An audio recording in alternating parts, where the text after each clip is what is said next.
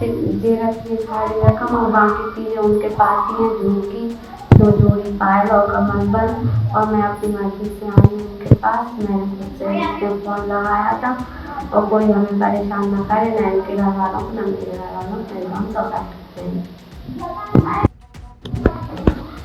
मैंने मेरे घर वाले और मम्मी पापा से भी बोला था कि मेरी से शादी करा दो। उन्होंने मेरी ज़बरदस्ती आशीष से शादी करा दी। वो उनसे भी बोला था मैंने आशीष से कि मेरे से मैं नहीं कह सकती, तो उन्होंने बोला कि शादी के बाद सब हो जाता है। इसलिए मैंने मेरे उसको फ़ोन लगाया और खुद ही बुलाया। मैंने कह दिया था अगर तुम नहीं आओगे तो मैं मर जाऊँगी, इसलिए वो मुझे लेने आ गए।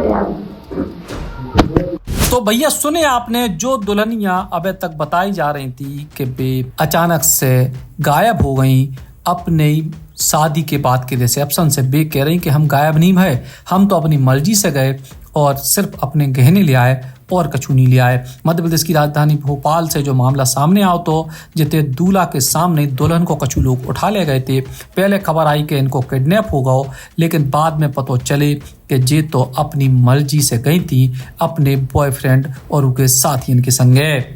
भोपाल के टीटी नगर निवासी आशीष को ब्याह गंज बसोदा की रहने वाली रोशनी सोलंकी से हो तो मंगलवार को ब्याह भाव, बुधवार को भोपाल में रिसेप्शन होने हैं। तो ब्यूटी पार्लर से लौट के मैरिज गार्डन के पास 3 युवक आए और दुल्हन को कार में उठा के ले गए। ई के बाद पुलिस में शिकायत दर्ज भई थी। फिलहाल अभी भी युवती की तलाश जारी है।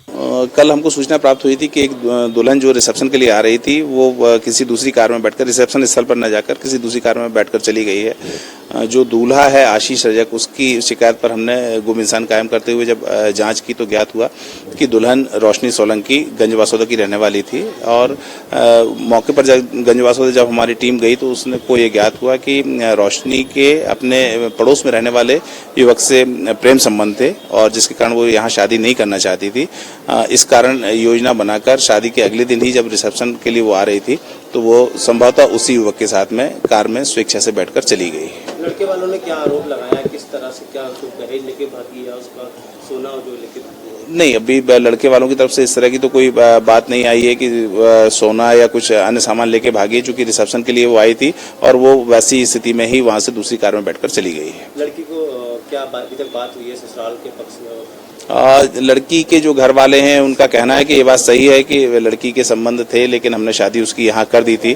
आरोपी पक्ष जो है, जो जिस पर संदेह है, उसके परिवारजन भी फिलहाल अपने घर में नहीं है, भागे हुए हैं, जिनकी हम लगातार तलाश पतारसी कर रहे हैं। अब भैया अपनी मर्जी से गई तो ब्याह के दूसरे दिन काय गई जे बिन्नू, ई को जवाब तो जे दे सकती।